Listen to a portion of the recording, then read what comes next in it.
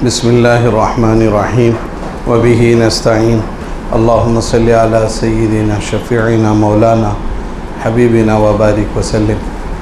क़ाल जल्ल व अला फ़िल कलामिल अज़ीज़ बाद अऊज़ु बिल्लाहि मिनश शैतानिर रजीम बिस्मिल्लाहिर्रहमानिर्रहीम सुब्हानल्लज़ी असरा बिअब्दिही लैलन मिनल मस्जिदिल हराम इलल मस्जिदिल अक़सा अल्लज़ी बारकना हौलहु लिनुरियहु मिन आयातिना इन्नहु हुवस्समीउल बसीर। सदक़ल्लाहुल अज़ीम व सदक़ रसूलुहुन नबियुल करीम। क़ालन नबिय्यु सल्लल्लाहु अलैहि वसल्लम कुन्ना मअ रसूलिल्लाहि सल्लल्लाहु अलैहि वसल्लम बिमिना फंशक़्क़ल क़मर इला आखिरिल हदीस। अल्लाहुम्मा सल्लि अला सय्यिदिना शफ़ीइना मौलाना हबीबिना व बारिक वसल्लिम। मोहतरम बुज़ुर्गों और दोस्तों, आप लोगों को मालूम होगा कि ये रजब का महीना चल रहा है। इसमें एक रात आती है, गालिबन वो पीर को है, शब-ए मेअराज।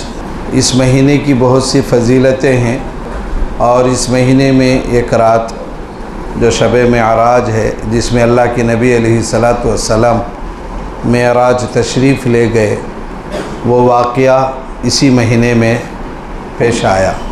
अब वो वाक़या क्यों हुआ, अल्लाह के नबी अलैहिस्सलातु वस्सलाम की मेअराज क्यों हुई, किन हालतों से दो चार होने के बाद अल्लाह तबारक व ताला ने इस वाक़े को मुक़द्दर फ़रमाया, इस सिलसिले में तमहीदी बात सुन ले। पहले कोई भी वाक़या या कोई भी अमल अल्लाह के जानिब से होता है तो उसमें मक़ासिद होते हैं, बेमकसद के कोई काम अल्लाह का नहीं होता है।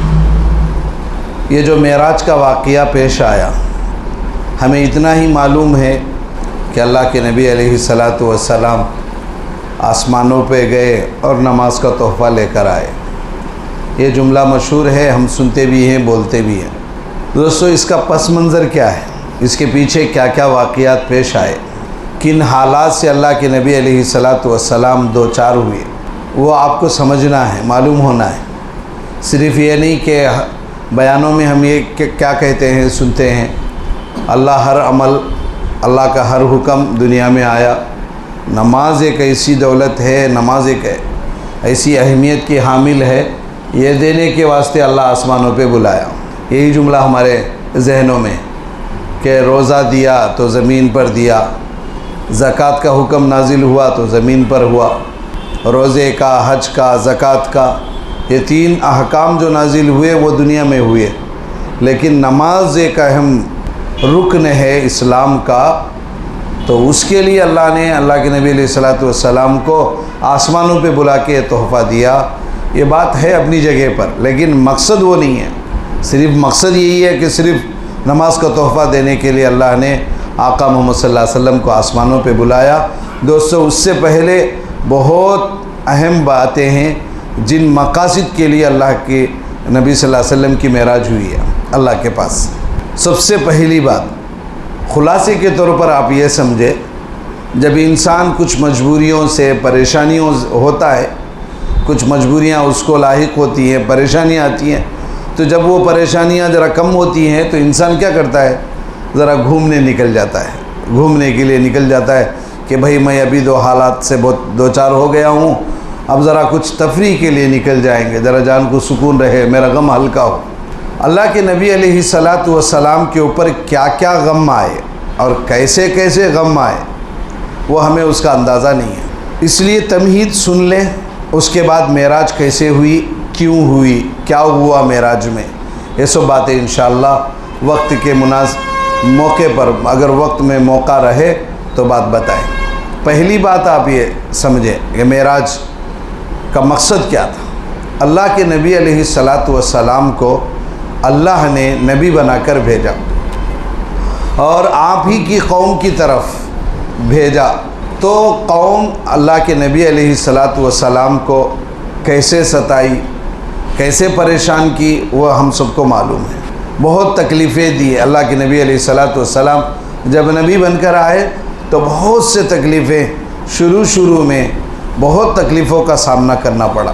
खैर, अल्लाह के नबी अलैहिस्सलातु वस्सलाम जम कर रहे और अपने खुदा की तरफ से जो हुक्म मिला, या अय्युहर रसूल बल्लिग मा उन्ज़िला इलैक, कि इस मिशन पर अल्लाह के नबी सल्लल्लाहु अलैहि वसल्लम पूरे इन्हिमाक के साथ और पूरे शौक़ और ज़ौक़ के साथ और पूरे अल्लाह की ज़ात पर भरोसे के साथ दुनिया वालों के तकलीफ़ों को बर्दाश्त करते हुए, झीलते हुए अल्लाह के नबी अलैहिस्सलातु वस्सलाम ने अपने काम में 1 इंच भी पीछे नहीं हटे। अब होते होते हज़रत हमज़ा रज़ी अल्लाह ताला बहुत तीर अंदाज थे और तीर में बहुत माहिर और मशहूर थे। ये हुज़ूर अलैहिस्सलातु वस्सलाम के सगे चचा हैं। हज़रत हमज़ा रज़ी अल्लाह ताला सगे चचा हैं और उम्र में करीब हैं। तो हुज़ूर सल्लल्लाहु अलैहि वसल्लम ने जिस बांदी का दूध पिया, उस बांदी का दूध हज़रत हमज़ा रज़ी अल्लाह ताला ने भी पिया, लेकिन रिश्ते में चचा थे, सगे चचा थे। ये इस्लाम में आ गए। ये एक मसला बना।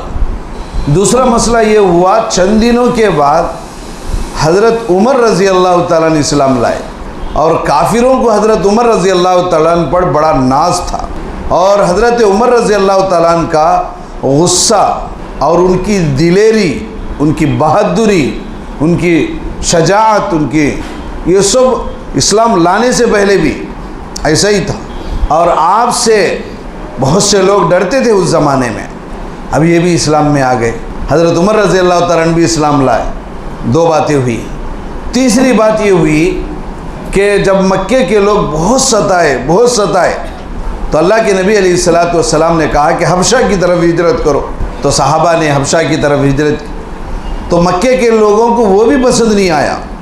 यहाँ से भागे, सुनो दूसरे गाँव जाको अमन से रहे, ये भी उनको बर्दाश्त नहीं हुआ। तो नज्जाशी बादशाह के पास अपने काफ़िले को भेजा और कहा कि ये लोग ऐसा भाग को आ गए, या ऐसे मुनकिर हैं, ये खुदा के का 3 खुदाओं मतलब 360 खुदाओं को ये नहीं मानते वगैरह वगैरह कुछ बोलकर उन लोगों को वापस देने का मुतालबा किया। खैर नज्जाशी बादशाह ने कुछ नहीं सुना, बारह उन लोगों को वहाँ अमन से रखा। जो मक्के से तकलीफ़ा उठा कर जो वहाँ चले गए थे हबशे को, वहाँ अमन मिलने के बाद इनको और बेकरारी हो गई। ये 3 बातें सबब बनी मक्के वालों को। क्या बोलकर? एक तो ये लोग मुसलमान इस्लाम लाकर मक्का छोड़कर वहाँ जाकर अमन से रह रहे। दूसरी बात हज़रत हमज़ा ये भी इस्लाम में आ गए और हज़रत उमर के ऊपर तो वो सख्त दुश्मन थे, अल्लाह के नबी अलैहिस्सलातु वस्सलाम को ख़त्म करने के इरादे से निकलने वालों में से थे। तो कहा कि ये भी इस्लाम में आ गए। अब ये भी जब इस्लाम में आ गए तो कुफ़ार का गुस्सा और बढ़ा, लेकिन हिम्मत नहीं, मुकाबले की हिम्मत नहीं। हज़रत उमर जैसे ही इस्लाम लाए, किसी को ये हिम्मत नहीं हुई, मक्के में आए, डंके की चोट अपने इस्लाम का ऐलान किया और ये कहा कि कोई है तो मर्दमान आओ मेरे से मुकाबला करने के वास्ते, और खुले आम कलमा पढ़ा और कहा कि अगर कोई चाहता है कि उसकी माँ उसके ऊपर रोए, आए मेरा मुकाबला करे। अब वो आवाज़ पर मक्के के लोग ज़रा खामोश हो गए कि अब क्या मुकाबला करें। लेकिन चंद दिनों के बाद उनके अंदर ज़िद आई, उनकी ज़िद अंगड़ाई ली कि नहीं, मुकाबला करना, इस्लाम को ख़त्म करना। सबसे पहले आका मोहम्मद सल्लल्लाहु अलैहि वसल्लम को नऊज़ बिल्लाह कत्ल करना, ये प्लान उनके अंदर आया। लेकिन क्या करें, कोई बात समझ में नहीं आ रही थी। तो उन लोगों ने एक मशवरा किया, ये जो बनु हाशिम हैं, ये ख़ानदान है जो अल्लाह के नबी अलैहिस्सलातु वस्सलाम का, इनके बारे में कुछ सोचा जाए। तब अल्लाह के नबी अलैहिस्सलातु वस्सलाम को दुनिया से ख़त्म करने की साजिश जो चली, वो आकर हज़रत अबू तालिब को मालूम हो गया। हज़रत अबू तालिब जो हुज़ूर अलैहिस्सलातु वस्सलाम के चचा थे, उनको ये बात मालूम हुई कि मेरे भतीजे के बारे में ये लोग कुछ प्लान कर रहे हैं। तो बनु हाशिम को जमा किया अबू तालिब ने। उनकी उम्र उस वक्त 80 पर 5 साल की थी हज़रत अबू तालिब की। तो कहा कि सबको जमा किया और कहा कि देखो, मोहम्मद बिन अब्दुल्लाह ये मेरा भतीजा है, इनके बारे में लोगों की नीयतें दुरुस्त नहीं हैं। ये लोग नबी को, ये मोहम्मद को ये दुनिया से ख़त्म करना चाह रहे हैं। और ये कहकर बनु हाशिम से ये कहा कि तुम लोग मोहम्मद की हिफाजत में रहना, उसके इर्द गिर्द रहते रहना, चौकन्ना रहना, कि मुझे ख़तरा है कि लोग उसके लिए कुछ भी करेंगे। तब बनु हाशिम जो थे वो अबू तालिब बड़े थे उसके उस ज़माने में, उनके कहने पर कहा कि उनकी निगहबानी में लग गए। अब जब पता चला इन लोगों को कि ये लोग इनकी निगरानी में रह रहे हैं कि मोहम्मद को कुछ नहीं कर सकते अब, इसलिए कि बनु हाशिम अब उनके साथ है, तो उस वक्त उन्होंने मशवरा किया कि ऐसा नहीं, बनु हाशिम का जो बैकाट करेंगे। तो उन्होंने ये कोशिश की कि बनु हाशिम का बैकाट हो, यानी पूरे मक्के वाले मिलकर उस कबीले का बैकाट करेंगे। उस बैकाट में उन्होंने ये तय किया कि बनु हाशिम से, यानी हुजूर का जो ख़ानदान है, उस ख़ानदान से कोई बातचीत नहीं करेगा। मक्के के लोग मिलकर बैकाट करें। पहला बैकाट तय, कहा कि बनु हाशिम से कोई बात नहीं करेगा, निकाह नहीं करेगा और ख़रीदो फ़रोख्त नहीं करेगा। ख़रीद फ़रोख्त का मतलब ये कि उनसे कोई लेना भी नहीं, उनसे कोई देना भी नहीं। और ये लिखकर अब सब पार्टियाँ एक हो गए, सब कबीले वाले एक मुत्तहिद हो गए, अबू तालिब को और बनु हाशिम को कहा कि एक कर दिया, जो हुजूर सल्लल्लाहु अलैहि वसल्लम का जो असल ख़ानदान है, कहा कि उनको अलग करके बैकाट लिखकर कि इनसे कोई बात नहीं करेगा, इनसे कोई ख़रीदो फ़रोख्त नहीं करेगा, इनसे कोई निकाह नहीं करेगा, अगर वो कोई करता है तो वो उसको बैकाट कर देंगे हम। और ये लेकर आकर काबतुल्लाह पे लटका दिया ये उसूल। अब उलमा ने लिखा है उस बैकाट जब हुआ तो हज़रत अबू तालिब की एक जगह थी, शअब अबी तालिब जिसे कहते हैं, ये इनके ख़ास जगह थी, इनके ख़ानदान की जगह, आप अलैहिस्सलातु वस्सलाम के ख़ानदान की जगह। वहाँ आकर सब उसके अंदर आ गए, जिसमें अल्लाह के नबी अलैहिस्सलातु वस्सलाम, उस वक्त आप सल्लल्लाहु अलैहि वसल्लम की उम्र 40 पर 8 साल थी, उसमें आ गए। और उस वक्त हज़रत खतीजतुल कुबरा रज़ी अल्लाह ताला अन्हा की उम्र कहा कि 60 पर 2 साल थी, और हज़रत अबू तालिब की उम्र उलमा ने लिखा है 80 पर 3 साल थी। अब पूरों को लेकर आकर वो पूरे घाटी में आ गए। घाटी का मतलब ये नहीं होता है जजीरा जैसे होता है पूरा एक जगह में सब आ गया, उसके अंदर ही रहना। अब कोई मक्के वाला, कोई गांव वाला इनको नहीं मिल सकता, आप अलैहिस्सलातु वस्सलाम से बात नहीं कर सकता, उनके ख़ानदान कबीले वालों से कोई बात नहीं कर सकता, खरीद फ़रोख्त भी नहीं। अभी यहाँ तक कि खाली ये लिख कर लगाए नहीं, बल्कि किताबों में लिखा है कि उसके इर्द गिर्द जहाँ ये लोग थे घाटी में, कहा कि लोग पहरा देते थे, कोई ख़रीदो फ़रोख्त के लिए आता तो उसका पूरा माल छीन लेते था, पूरा माल छीन लेते था, या नहीं तो मोल लेते था। कोई चुपके से कुछ पहुंचाना चाहता तो उसको कब्ज़ा कर लेते थे, मार के उसको भगाते थे। बस कोई चुपके रात के अंधेरी में कुछ घाटी में ले जाकर बाउंड्री में देता तो कुछ मिल जाता। जब ये घाटी में जाने लगे तो कुछ खजूर, कुछ पानी लेके गए, वो ख़त्म हो गया। बच्चे बिलबिलाते थे। हज़रत हुज़ूर अलैहिस्सलाम की उम्र 40 पर 8 साल की, 80 पर 3 साल की उम्र हज़रत अबू तालिब की, और हज़रत खतीजतुल कुबरा रज़ी अल्लाह ताला अन्हा की उम्र कहा कि 60 पर 2 साल की थी। छोटे छोटे बच्चियाँ थी आप अलैहिस्सलातु वस्सलाम के, हज़रत फ़ातिमा, हज़रत, ये सब छोटे बच्चों को लेकर अल्लाह के नबी अलैहिस्सलाम चले गए घाटी में। और कितने साल रहे, उलमा ने लिखा है 2.5 साल रहे, 2.5 साल, एक रोज़ नहीं, 2 रोज़ नहीं, 2.5 साल अल्लाह के नबी अलैहिस्सलातु वस्सलाम उस घाटी में रहे। बस हज के मौसम में वो जंग लड़ना मना था तो अल्लाह के नबी चुपके से उस वहाँ से आते, आकर दीन की दावत का काम करते थे। उसमें भी अबू जहल, अच्छा और एक बात, अबू लहब ख़ानदान का आदमी थे, उन भी उसमें आना सो हिसाब से, लेकिन ये अल्लाह के नबी का दुश्मन था, इसलिए वो बाहर ही रहा और बाहर से तकलीफ़ देता था। अल्लाह के नबी हज के मौसम में लोगों को समझाने जाते तो ये भी पीछे पीछे जाता, जाकर अगर किसी को समझाते, उसको समझाने के बाद ये जाकर कहता हुआ मजनून, वो पागल है, उसकी बात नऊज़ बिल्लाह मत सुनो। अल्लाह के नबी जिसको जाको बोलते पीछे से जाको इन बोलता। आज भी ऐसा बातिल फिरकों का काम है। खैर 2.5 साल रहे। हज़रत अब्दुल्ला इब्न अब्बास रज़ी अल्लाह ताला अन्हु वो घाटी में पैदा हुए। हज़रत साद बिन अबी वक्कास रज़ी अल्लाह ताला अन्हु फरमाते हैं, मैं बनु हाशिम में से तो नहीं था, लेकिन अल्लाह के नबी की मोहब्बत में मैं चला गया। और बहुत से लोग काफिर भी थे, अल्लाह के नबी सल्लल्लाहु अलैहि वसल्लम के ख़ानदान के लोग अभी इस्लाम में नहीं लाए, लेकिन ख़ानदान की मोहब्बत में वो लोग भी आ गए। लेकिन अबू लहब ख़ानदान का रखो बाहर रहा।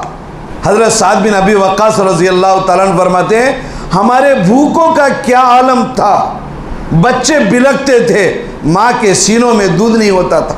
और हज़रत अबू तालिब 80 पर 3 साल की उम्र में, बुढ़ापे में, ये हालत।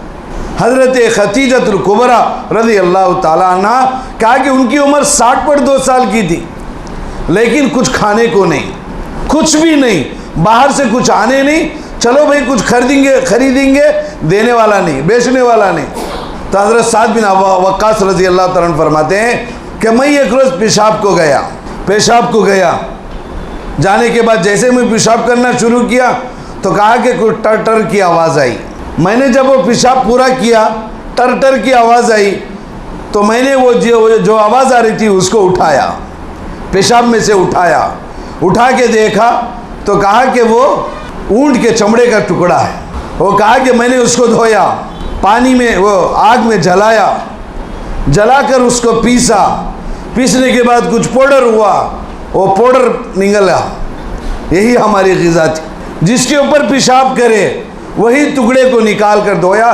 गोश्त का टुकड़ा नहीं था, चमड़े का टुकड़ा था, उसको मैंने जलाया, सूप बनाया, यानी कुचला तो कुछ पाउडर जैसा हुआ, पानी वो खाकर पानी पिया। ऐसी ज़िंदगी 2.5 साल की गुजरी। उसके बाद दोस्तों, अल्लाह के नबी अलैहिस्सलातु वस्सलाम के ऊपर और उनके ख़ानदान पर बाज़ मक्के के लोगों को रहम आया कि अरे क्या हमारे ख़ानदान के लोगों को 2.5 साल से भूखा प्यासा रखो है। उनके दिल में ख्याल आको नहीं है ख़त्म हो जाना, बोल को इरादा आया।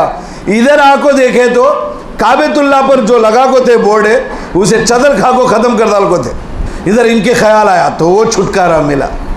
लेकिन अल्लाह के नबी अलैहिस्सलातु वस्सलाम को जब वो छुटकारा मिला, बाहर आए तो 2.5 साल मिला लो, तो हज़रत अबू तालिब का 80 पर 5 साल की उम्र में आए सो चंद दिन में उलमा ने लिखा है कि हज़रत खदीजा रज़ी अल्लाह तआला अन्हा बाहर आई। वो उससे बाहर आए, वो घाटी से बाइकाट पूरा हुआ। चंद दिनों में हज़रत खतीजतुल कुबरा रज़ी अल्लाह तआला अन्हा का इंतकाल हो गया। अल्लाह के नबी सल्लल्लाहु अलैहि वसल्लम बहुत रोए।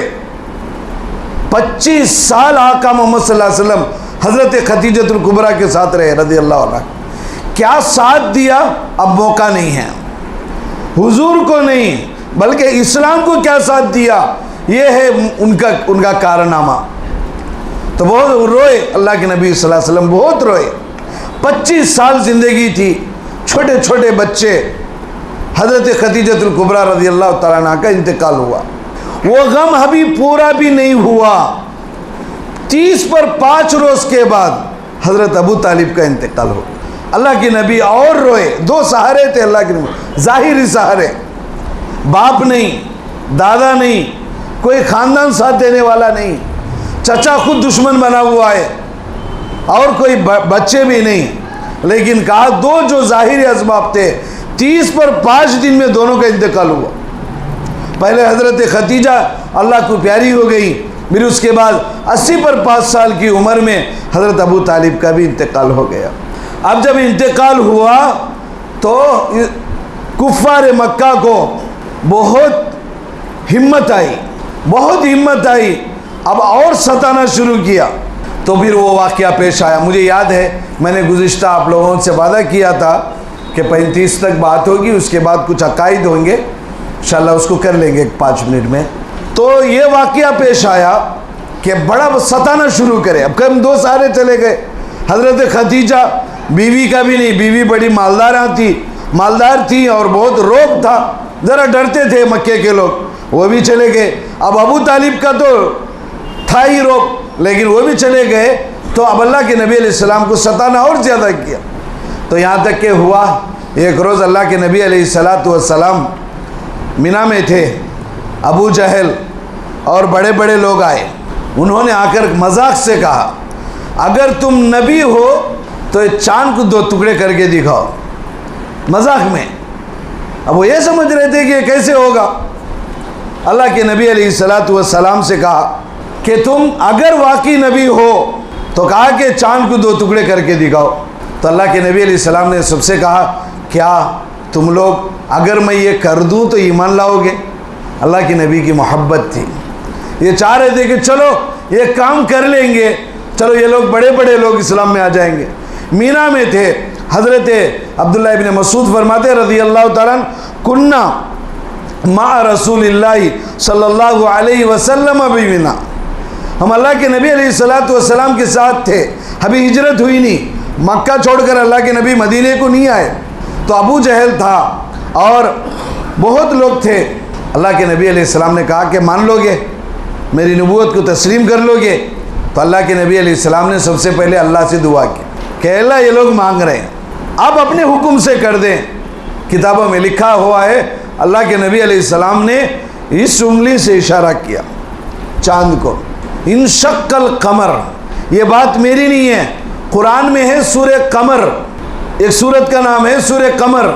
इक़्तरबतिस साअतु वंशक्कल कमर। कहा कि अल्लाह के नबी अलैहिस्सलाम ने मीना में खड़कर 14वीं रात का चांद था। 14वीं रात का चांद का तो पूरा बड़ा होता है, पूरा होता है, रोशनी फुल होती है। अल्लाह के नबी अलैहिस्सलाम ने उंगली से इशारा किया। तो किताबों में लिखा है कि जैसे उंगली से इशारा किया अल्लाह के हुक्म से चांद 2 टुकड़े हो गया। असर से लेकर मगरिब तक कितना वक्त रहता कि उतना वक्त 2 टुकड़े अलग होकर रहे।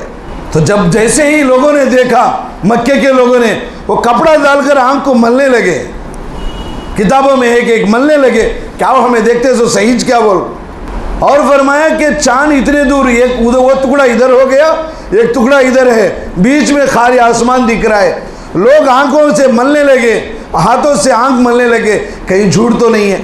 लेकिन कहा कि जब ये सब सुनकर अल्लाह के नबी अलैहिस्सलाम ने कहा फनशक्कल कमर इशहदू इशहदू, तुम लोग गवाह रहो, देखो चांद 2 टुकड़े हो गया। लेकिन अल्लाह उनकी किस्मत में नहीं लिखा था ईमान। सबने कहा ये बड़े जादूगर हैं। वो चांद के 2 टुकड़े होने को देखकर कहा ये जादूगर हैं। कुरान में है इक़्तरबतिस साअतु वंशक्कल कमर। उसके बाद कुरान कहता है वई यरो आयतई युरिजु वयक़ूलु सिहरुम मुस्तमिर। उन लोगों ने कहा कि नहीं मोहम्मद का जादू है, ये जादू से 2 टुकड़े करके बता रहा है। और आंखों को मल के कहा नहीं ये जादू है। और फिर फरमाया वई यरो आयतई युरिजु वयक़ूलु, वो लोग कहने लगे ये सिहरुम मुस्तमिर है। सिहरुम मुस्तमिर के तो जादू का असर जरा देर तक रहेगा, उसके बाद ये फिर मिल जाते। देखो लोगों ने एक फैसला किया कि नहीं, ये बात तो हमें मानते नहीं। गांव से जो लोग आते उन्हां से भी पूछेंगे, चांद मक्के का अलग मदीने का अलग होता है नहीं ना।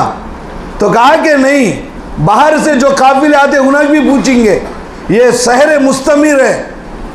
तो जो लोग काफिले आते गए, लोग पूछते गए कि भाई तुम्हें चांद को देखे क्या कहते हो? हाँ चांद को देखे, हमें क्या 2 टुकड़े हो जाओ है क्या वो? तब इन लोगों ने कहा कि नहीं, मोहम्मद का जादू चांद पे भी चल गया। तो इसलिए दोस्तों ये काम हुआ, फिर भी ईमान नहीं लाए। और किताबों में, तफसीरों में, तफसीर उस्मानी में लिखा है, तारीख़ फरिश्ता एक किताब के हवाले से, चांद के 2 टुकड़े होना हिंदुस्तान वालों ने भी देखा है। तफसीरों में लिखा है ये जो केरला में मलाबार जो घड़ियाला लगाते हैं सोने का, उसका जो मलाबार का जो राजा था उसने वो चांद के 2 टुकड़े होने को देखा और अपने लोगों को भेजा मक्के को, जाके ये वाक़े की तस्दीक करके आओ। तो वो लोग गए, आए और कहा कि सही बात है। तो वो इस्लाम में दाखिल हुआ। जो मलाबार, जो आजकल वो गोल्ड चलता है केरला का, उसका जो बादशाह पहला मलाबार, कहा कि उसने चांद के 2 टुकड़े होते हुए देखा है, यानी जो टुकड़े हो गए थे। तो दोस्तों ये नबी का मोजिज़ा था, लेकिन ये भी इस्लाम में नहीं लाए। तो उसके बाद अल्लाह के नबी अलैहिस्सलातु वस्सलाम जब शक्के कमर से मायूस हो गए तो ताइफ का वाक़या हुआ। ताइफ के वाक़े के बाद मेराज हुई है। तो इसलिए दोस्तों इन बातों को याद रखें। 2 अहम बातें हैं कि इससे पहले क्या हुआ, किसकी वजह से मेराज हुई है। एक वाक़या तो ये बैकाट का, दूसरा वाक़या ताइफ का है, अगला इंशाअल्लाह बताएंगे।